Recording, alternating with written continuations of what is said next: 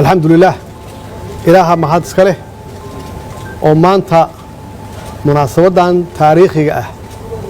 عن حلك مدحوينها الجمهورية فدرالك الصومالية أن كورو جينايو مدحوينها عصب أولا دورتي مدني حسن الشيخ محمود مدن مدحوينه إلهي وحن كاغا بريايا حل كان علوس إنه إلهي كون فوضيه حل كوا ميرتو شن سنة كهر هل كان انتاجنين عاد يوسو وريجيسي حق بدن يسيسي فايلشي دلك حق تودي ودن يسيسي أي كو كأحيد حق تعيدا كقلب كسيدة يوليبا إن أرين آد مهم نوع أحيد مركز أو أحيد أرينته فايل كبدا دعوة مرن كبدا النجى يكيه نجلا دحيي ما أنتنا وحن كوريجي ساسو كله حق آد فربضن يا فايل آد فربضن أو أي وجه رئيسه حقته عيدا كحوجة أما عيدا كقلب كسيدة جود أهان إن عيدا كقلب كسيدة وحويه وجه رئيه إن عيدا كحوجة dalka Soomaaliyeed iyo heerarka uu soo maray shantii sano la soo dhaafay iyo tababaradii faraha badnaa aan u furnay ciidanka qalabka sida khaasatan waxaan rabaa inaan xuso ciidamo waxaa jira aad u fara badan oo tababar noogu maqan ay ugu horeeyaan ciidankii ugu badnaa aan dibadda dalka dibadiisa aan geynay oo dhan 5,000 oo hadda lagu tababarayo ama tababarkooda ku dhameystay dalka Eritrea ciidankaasi tababarkoodu waxay dhameysteen sanadkii la soo dhaafay dhexdhexaadkiisii iyadoo la rabay in la keeno dib baan u dhignay sababtoo ah xaaladda siyaasadeed iyo doorashada aan ku jirnay inay saameyso madaxweyne ciidankaas waa ku diyaar waxaa loo tababaray ciidanka qaybahooda kala duwan marka ugu horeysa waxaan rajeynayaa ciidankaas inay soo noqdaan oo ay ka howlgalaan si ay dalkooda uga xoreeyaan ciidanka uga xoreeyaan argagixisada al-shabaab ciidanka dhismihiisa waa socdaa waxaan rajeynayaa si ugu dhaqsiyaha badan in lagu soo afjaro dhibaatada ay ciidanka shabaab iyo argagixisada ee dalka ku hayaan waxaan kaloo aan kugu wareejiyey sida adigu aad igu wareejisay 5 sano ka hor aan dib kugu wareejiyey in badqabka khayraadka dalka uu intact yahay sidii aan ugu imid oo aysan wax isbedel ah aysan ku dhicin arinta badda murankeedii inay soo afjarantay ay soo dhamaatay sanadkii la soo dhaafay oo halkaas runtii aan ku guuleysanay waxa intaas dheer hawadii dalka inaan soo celinay hantida ummadda Soomaaliyeed u dhaxaysa haday tahay dhismo iyo haday tahay dhulba inaba hayaraatay sideedii inay tahay oo cid milkiyad aan ku wareejiyay in aysan jirin waxaan kaloo kugu wareejiyay sharcigii doorashooyinka waan ognahay waxaan soo marnay doorasho dadban oo aad iyo aad u dhib badan annagoo haysanna sharci dhammaystiran oo maybe laga yaabo in wax yar laga bedelo oo in dalku u guuro doorashada qof iyo codka ah ama doorashada toosan si ummadda Soomaaliyeed ama shacabka Soomaaliyeed ay fursad ugu helaan si ay uga qayb qaataan dimuqraadiyadda dalkan arinta Somaliland waxay ahayd qadiyadda Somaliland waxay ahayd iyo arinta Somaliland wax soo jiitamayay oo madaxweynihii ka horeeyay aad ka dhaxashay adigana aan ka dhaxlay iyadana u baahan dhamaystirka midnimada ummadda Soomaaliyeed waxaan kale oo aan kugu wareejiyay codsi aan u dirnay qaramada midoobay oo aan uga qayb galayno Security Council-ka aan uga qayb galayno oo aan xareynay codsigaas 2018 doorashada aan u galayno 2024 si aan maxaan ku raadaan u fariisano kursigaas 2025 taasna waxa weeye waa legacy ama dhaxal reeb aan uga tagay ummadda Soomaaliyeed bacdama aan laga joogo 51 sano ka hor sidaan xorriyad u qaadanay aan noqonay xubin ka mid ah hal mar kaliya waxa kaloo aan kugu daray qaabka ugu wanaagsan oo lagu soo afjari karo una qabateynta hubkana saaran ama arms embargo iyada nafteeda ku jirta arinta ID-da waa ka wada hadalnay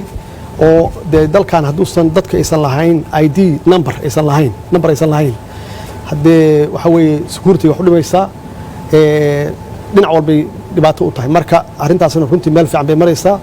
oo waxaan rajaynayaa inaad dhammaystirto arrinta kale oo muhiimka ah oo aan kugu daray xogta aan ku siiyey faylashaan ku siiyey waxaa ka mid ahaa deen cafinta iyada naftigeeda oo adigu aad soo bilowday oo aad heshiiskaas 2016 adigu aad la gashay World Bank iyo IMF-ka annagana 4 marxalad aan ka soo gudbinay haddana ay harsan tahay marxaladdii ugu dambeysay oo insha Allah hadday hawshan socoto waa hubaa inay soconayso aad wadayso dhamaystirkeeda uu yahay sanadka soo socda markaasna ay deen cafintii meesha ugu fiican ay tagayso oo dalka laga cafinayo deemaha nalagu leeyahay oo soo taxnayd ilaa maalintaan xorriyadda qaadanay arrimahaas oo dhan waa dhaxal reeb ama legacy aan iraahdo waxaan rajaynayaa insha Allah in maxaan ku raahdaa Ilaahay ku fududeeyo shacabka Soomaaliyeed ama dadweynaha Soomaaliyeed waxaan rabaa inaan uga mahad celiyo 5 sano taageerada ay taageereen iyo sida dhow oo Soomaalinimada leh oo waaltinimada leh oo wadaniyada leh ay noola shaqeeyeen waxaan rabaa inaan la dardaarmo aan ku iraahdo inaad la shaqeysaan madaxweynaha cusub Xasan Sheekh Maxamuud aan la shaqeysaan doorashadii way dhamaatay hadda waxa la galayaa waqti shaqada uu hayo madaxweynahana wuxuu u qabanayaa ummadda Soomaaliyeed saas darteed inaan ku garab galno aan u midowno aan ku taageerno maxaa yeelay waxaan nahay dal ka soo kabanaya burbur aad u qoto dheer aad u faraweyn saas darteedna hal qof iyo laba qof waxba qaban karaan shacabka Soomaaliyeed ama ummadda Soomaaliyeed meel kasta ay joogaan inay garab ku siiyaan madaxweynuhu aniga ka ahaantayda waa ku garab taagnahay waxaan ka ballan qaadayaa inaan garab ku siiyo gacan ku siiyo heer walbaba insha Allahna waxaan ku rajaynaynaa inuu Ilaahay ku fududeeyo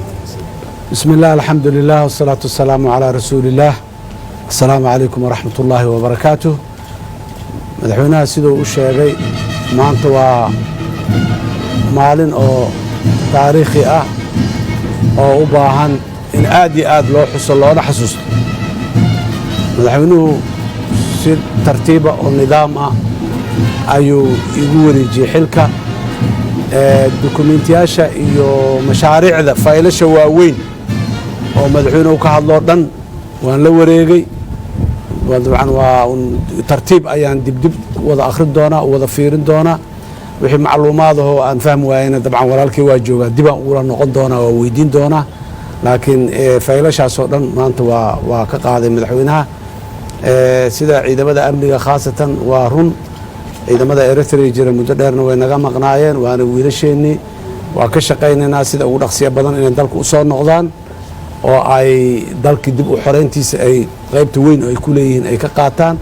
waa ciidan Soomaaliyeed dalka Soomaaliya iska leh qofna ma lahayn dal kalena ma laha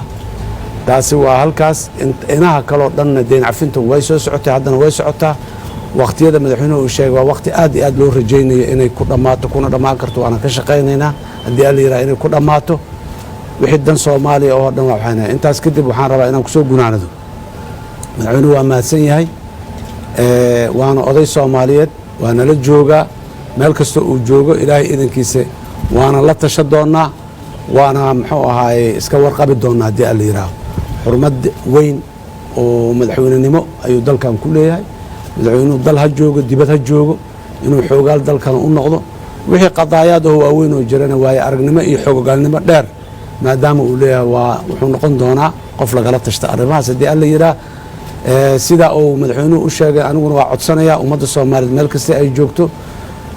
inaan halkaa taageeradiina idin weydiisanayaa kalsoonidiina buuxdaan idin weydiisanayaa sidaad horeba iigu taageerteen madaxweynahana kalsoonidiisa uu iiga tegayo waa ku mahadsan yahay howlaa noo taallo howlaha waaweyn faylasha waaweyn uu madaxweynuhu ka hadlay oo dhan haddii aanay dadka Soomaaliyeed u wada guntanin howl hadda qof kaligiis iyo laba iyo lagu dhamaystirkeeda lagu qofku mas'uulka ah wax waa bilaabi karaa ra'yi waa curin karaa waa keeni karaa laakiin ra'yigaas inuu dhaqan galo oo waxtarkiisu ay ummadda aragto waxay u baahan tahay u wada istaagidda ummadda iyo garab istaagidda madaxda dhammaan in la garab istaago madaxweynaha kaliya maaha dawladda oo dhan qaybaheeda iyo laamaheeda kala duwan aad iyo aad ayaan mar kale ummadda Soomaaliyeed ugu mahad celinaya madaxweynaha noo aadan ugu mahad celinaya madaxweynaha maasantahay Allah ku dhaw maasantahay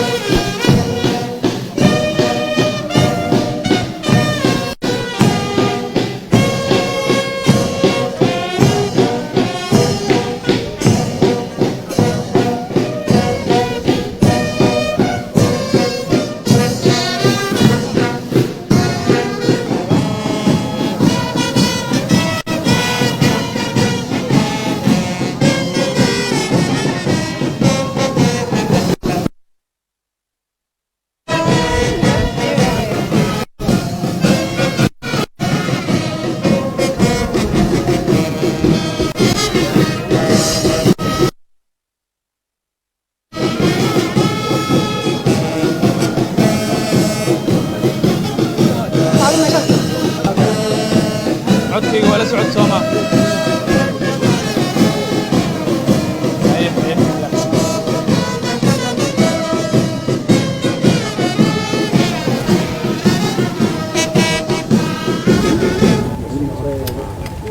ayaa goordhow ku wareegsan calanka jamhuuriyadda madaxweynaha cusub ee dalka mudane xasan sheekh maxamuud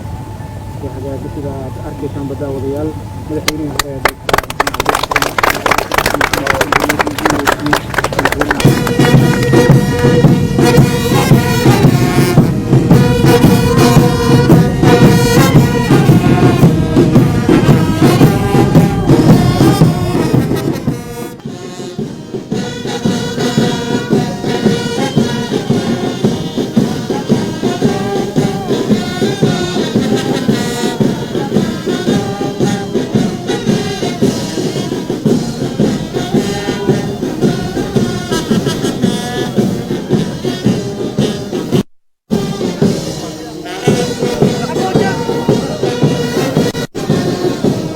علي